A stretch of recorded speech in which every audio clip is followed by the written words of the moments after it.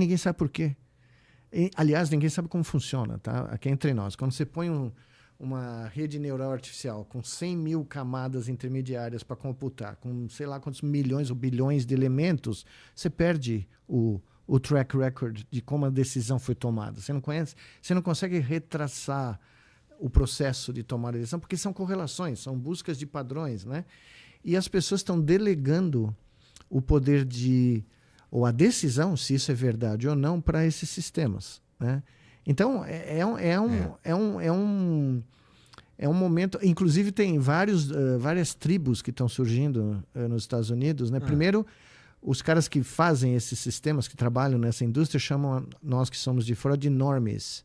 Nós somos os normies. Nós somos os pobres de matéria orgânica que não entendem como computar. Aí várias vezes, quando eu posto alguma coisa em inglês, os caras vão falar, mas você não programa, você nunca depositou nada, você nunca usou uma GPU. Eu falei, bom, filho, primeiro que eu uso redes neurais artificiais desde que elas surgiram nos anos 90, para analisar padrões de atividade elétrica do cérebro. Segundo, que eu não preciso usar uma ferramenta para entender como a ferramenta funciona, se ela serve ou não serve para alguma coisa. Eu não preciso ser um programador. Mas agora eles começaram a dividir entre geração Google e geração ChatGPT. Então, se você usava como nós usamos, né, o Google, nós já somos uma geração, nessa hierarquia, ultrapassada. Porque, segundo eles, nós vamos envelhecer e vamos só achar que era o Google que resolvia os nossos problemas, mas nós nunca vamos nos converter, né, para os iluminados que vivem às custas do ChatGPT, né? E o mais curioso é que esse processo foi predito. Eu já mencionei ele aqui uma vez, mas o Joseph Weizenbaum, que era o cara que criou a ELISA, que foi o primeiro bot, né? O livro, se vocês lerem o livro dele... Que década de 70, Elisa? 60, meio de 60. Tá. Nos anos 70 ele começa a ficar super assustado com o que ele via na dinâmica do laboratório dele, as pessoas revelando segredos pessoais. Se apaixonando. A secretária dele fazia terapia com a Elisa. Tem gente fazendo terapia com o ChatGPT. Tem, não tem? Tem. E o chat elogia, né? Fala, você é uma pessoa muito melhor que você acha. Essa é melhor, né?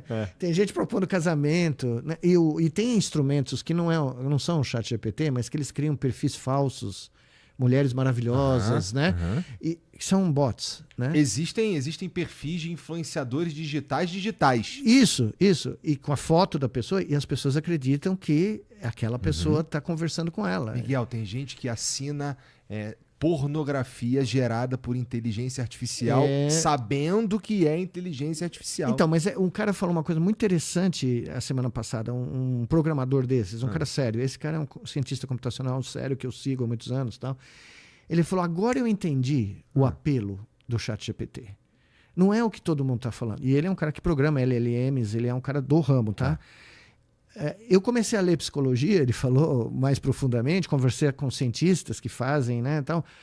Não é o ChatGPT, é o ser humano que projetou para essa ferramenta todas as suas neuroses, a solidão, a sua complexa inferioridade, a sua vida miserável de não conseguir atingir o que você quer ter na vida porque o mundo é difícil, né? O que o Schopenhauer falava, o mundo é só tristeza.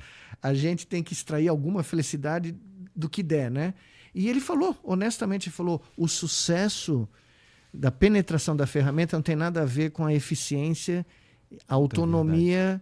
Olha que coisa profunda. Eu nunca tinha ouvido um cara da área falar isso, tá? Eu já tinha essas ideias com meus amigos neurocientistas, mas eu nunca tinha ouvido um cara que trabalha... Exato. E ele falou, o sucesso é porque o sistema se transformou numa muleta emocional, numa muleta cognitiva. Então, você não só delega decisões, você delega o pedido de auxílio, isso é verdade, isso é mentira, mas você delega todo aquele vazio que o mundo moderno criou no ser humano. Porque você está no seu quarto, na frente de um terminal, e faz 50 anos que você não vê, sei lá, o seu melhor amigo. Né? Você não vê... No Dia das Mães, domingo aí, eu envi uma postagem de um cara falando assim pro ChatGPT, não falo com a minha mãe há 20 anos, ou sei lá quantos anos, né, porque tiver uma desavença, o que eu devo fazer? Liga pra ela. O ChatGPT respondeu, pega o telefone, meu filho. Eu olhei para aquilo e falei, sério, né? Pô, que né? a gente tá virando, né, cara? O título da minha coluna para minha mãe, dedicado para minha mãe, foi Mãe é Mãe. E eu contei lá que um dia eu estava dando uma palestra em Tóquio, puta palestra daquelas, né? Importante, tudo japonês, tudo sério. E eu malditamente esqueci de desligar o meu telefone. Estou lá introduzindo o tópico, né? Um negócio super esotérico, toca o telefone, Dona Giselda. Né? Falei, bom, atendi o telefone, avisei a plateia. Não tem jeito, né? Eu falei, mãe, eu tô dando uma plateia. Tô em Tóquio, mãe, a senhora não esqueceu do fuso horário. Mãe, ela falou, avisa para eles que mãe é mãe. Pronto, tá aí. Eu peguei o microfone e falei, minha mãe mandou dizer que mãe é mãe. E tive que falar com ela 2 minutos até convencê-la, né? Meu, a plateia caiu, né? Os japoneses caíram. E aí eu lembrei desse episódio e escrevi uma coluna em homenagem a ela, porque é um troço que talvez daqui a algumas gerações ninguém entenda. Caraca, toda vez que eu converso contigo, eu saio daqui mais achando que fudeu, cara. Não, mas para pra pensar. A conexão mais... Né, eu brinco com ela que nós temos uma sociedade desde o intraútero, né? Que o nosso cordão umbilical nunca foi cortado, né? Porque ela lê a minha mente eu estando no outro lugar do planeta, ela entende o que eu fiz da vida, quando eu falei que, imagina, estudei medicina, a família se reúne na formatura para descobrir o que eu ia fazer, qual especialidade eles iam ter de graça, né? Todos os membros da família. Eu falo, não, eu vou fazer doutorado e ser neurocientista. Foi um anticlímax completo, né? Pô, mas eu tô cheio de dor aqui, Miguel. Eu pensei que você ia ser ortopedista, o joelho não tá funcionando. Foi um anticlímax, uma festa de formatura que eu já vi na vida, né? Minha mãe vira para mim e fala, meu, vai lá, manda todo esse povo dormir e vai fundo, entendeu? Porque é isso que você tem que fazer, é isso que você quer.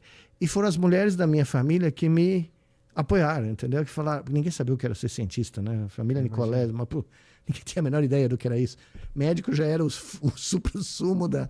Aí eu renunciei ao certo pelo incerto, né? Mas Dona Giselda, que viveu isso como escritora, porque, imagine, você ser mulher, casada, com juiz, e querer ser escritora profissional nos anos 60, frequentar um mundo... Né, cultural de São Paulo, ir em noite de autógrafo. Complicado para a família. Foi muito difícil para ela. E eu ia junto.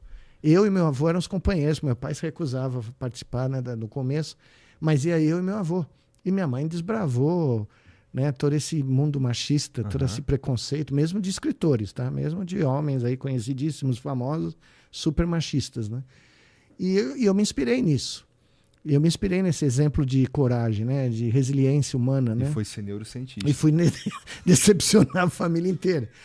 Mas aí eu fiquei pensando, essa conexão que a gente desenvolve com pai, mãe, filho, pessoas próximas, né? Amores, sejam os mais diversos, ela pode um dia não existir.